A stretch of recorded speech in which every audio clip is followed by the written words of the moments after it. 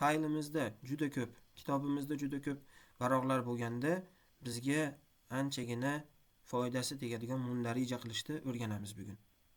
Bosganimizda o'sha listga o'tib ketishdi. Bismillah. Assalomu alaykum azizlar. Bugun ko'p varaqli Excel faylimizdan varaqlarni bir listga to'plashni o'rganamiz. Odatda katta hajmdagi ma'lumotlarda har xil varaqlarda bo'lim qilib saqlashga odatlanganmiz. Bu anchagina qulay. Har bitta ma'lumotni o'zini listi bo'lishi varog'i. Endi bu varaqlar soni ko'payib ketsa-chi, ishlashimiz jarayoni ozgina sekinlashadi. Biz sichqoncha bilan o'ngga chapga tugmalariga olib borib o'ng tomonini bosib, keyin bu ro'yxatdan chiqqan ro'yxatdan kerakli listni tanlaymizda va unga o'tamiz. Buni Excelda bir necha usullari bor. Shuni bugun sizlar bilan ko'rib chiqamiz. Demak, boshiga o'tamiz. Основные данные menda va bitta pustoy varaq, bo'sh varaq tuzib chiqamiz. Menda bu yerda 50 ta ish varaqlari bor. Endi buni mundarija desak, bu yerga har xil usullarda ko'rib chiqamiz. Birinchi usuli bu gipersilka degan funksiya. Yoki bo'lmasam knopkada stavkaga kiramiz.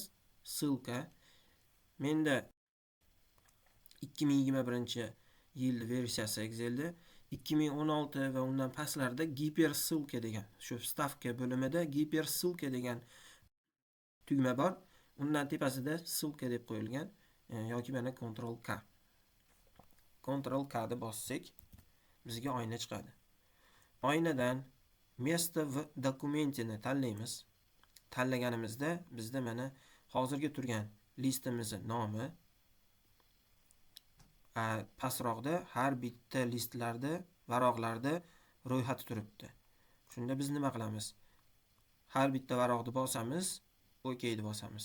Yana pastiga tushib, Ctrl K o'tamiz tabda, tab tugmachasida klaviaturada tab knopkasida tugmasida o'tib turib, keyin pastga tushib Enter ni bosamiz.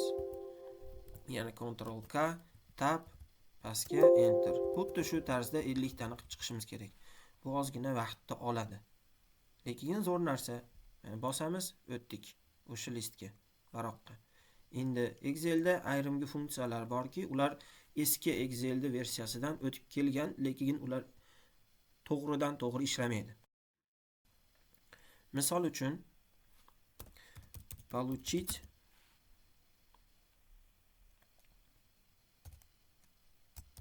рабочую книгу. Shu funksiya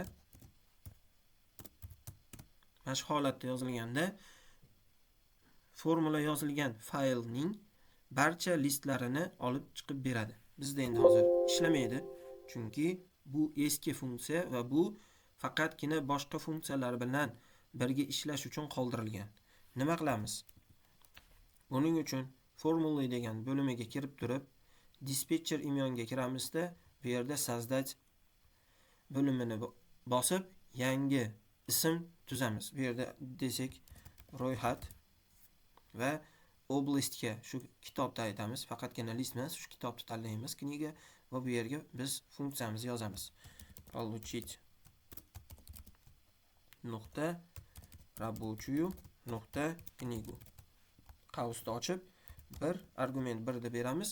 Bu degani shu kitobni varaqlarini olib chiqib ber degani, shu kitobni degani. OK ni bosib, mana ro'yxat degan ismlar paydo bo'ldi. Yopamiz. Endi bizda formulaga o'xshagan ism paydo bo'lib qoldi. Bu degani mana ro'yxat, mana chiqyapti ro'yxat deb. Jadval, massiv ma'lumotlar bor. 2021 dan boshlab Excelda Microsoft Office Excel 2021 dan boshlab yuqorilarda massivlar bilan ishlash qulay bo'lgan. Ya'ni biz hozir bu yerga ro'yxatimizni prosta terib Enter ni bossak, bizga butun listlarda chiqarib beradi. Faqat faylning nomi bilan qo'shib. Mana. Buni agar transp funksiyasiga o'rasak, mana butun listimizni 50 ta varog'i, 50 bitta mundarija bilan. Endi bizga mundarija kerak emas. Именно основные данные, финансовый отчет, бюджет, отчет о прибыли, fayl varaqlarda nomi kerak. Shuni o'zida ham zaminit va найти degan funksiyalardan foydalanib to'g'rilasak bo'ladi. Yana ham avtomatlashtirish uchun shu ro'yxatning ichida shu ishni qilsak bo'ladi.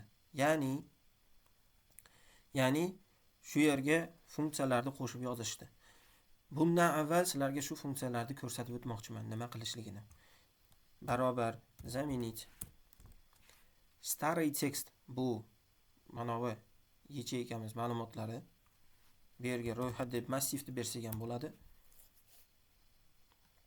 Nuqta virgul начальная pozitsiya bu boshi, birinchisi. Va число знаков, ya'ni nechta значение ma'lumotni olib tashlash kerak, yangisiga almashtirish kerak deyapti. Biz aytamiz найти deymiz. Funksiyani kiritib искомый tekstga to'rtburchak qavsni yopilishini beramiz. Berganimizdan keyin bizga aytadi просматриваемый tekst, ya'ni mana bu ro'yxat massivimizni yana beramiz. Qavsni yopamiz. Начальная pozitsiya bu ixtiyoriy. O'shuning uchun uni tanlash hozir keragi yo'q. Число знаковni biz tanladik.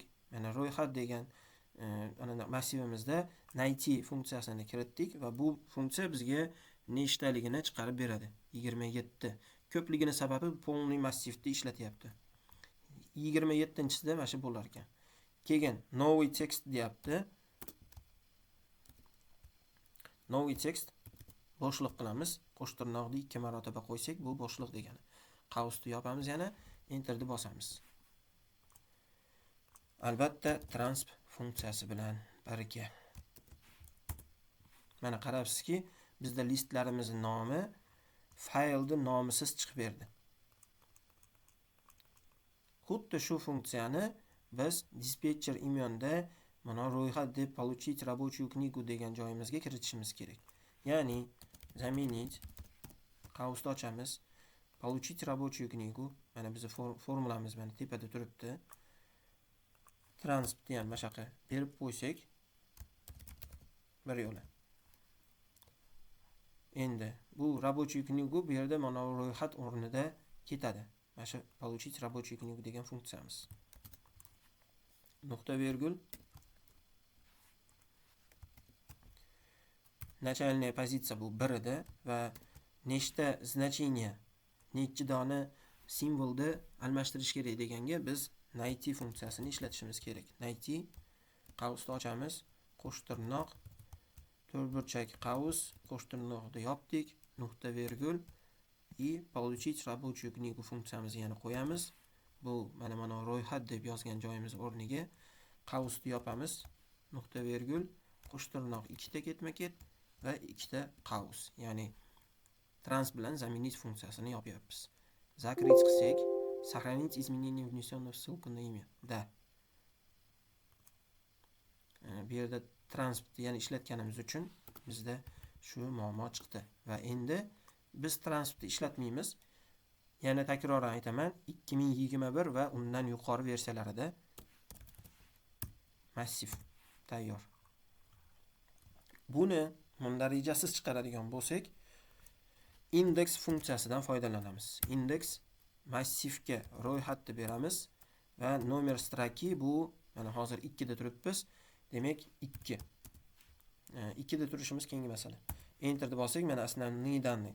Endi buni pastga siljitish uchun mana konstantani o'zgaruvchanga almashtirishimiz kerak. Переменныйga.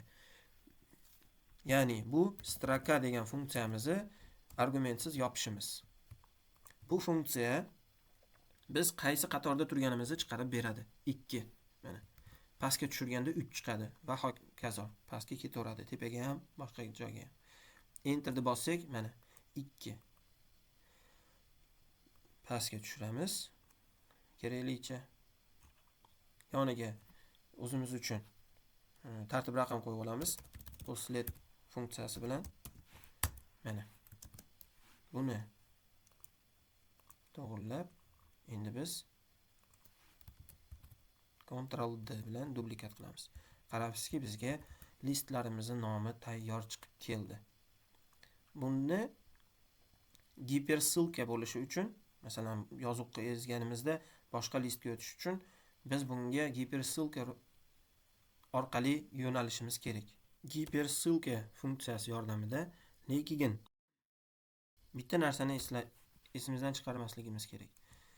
Listda nomi doim bir donalik qo'shtirnoqni bittaligida ko'rsatiladi. Ya'ni основные данныйdan, misol uchun mana listimizda S3 yacheykasida ma'lumot bor va shuni bu yerga olib chiqish mumkin bo'lsa, olib chiqish kerak bo'lsa bu yoqqa, unda biz bunday qilamiz.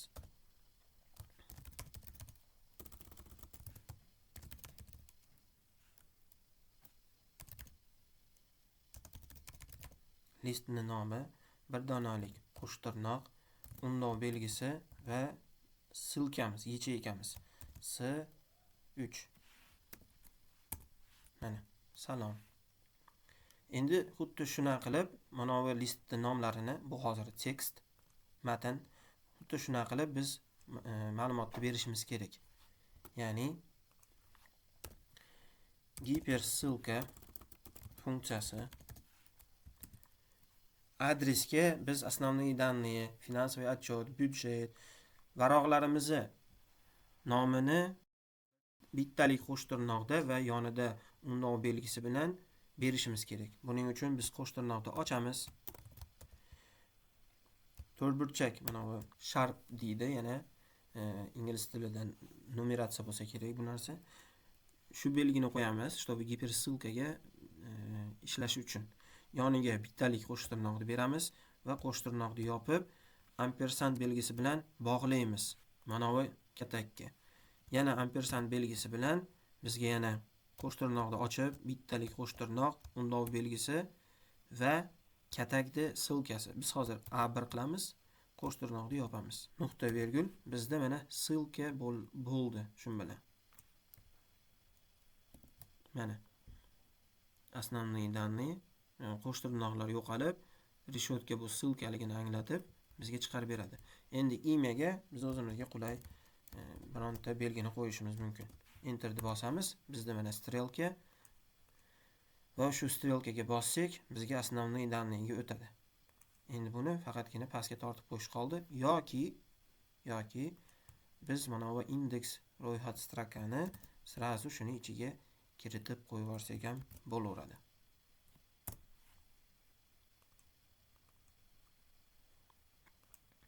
Mana.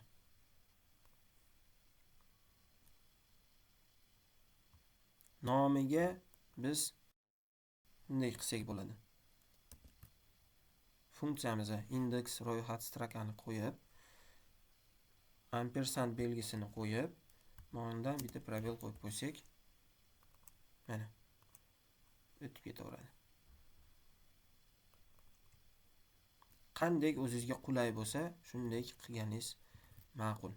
Asosiy funksiyani bilib oldingiz. Boshida qiyin tuyuladi, aslida esa juda qulay va tez.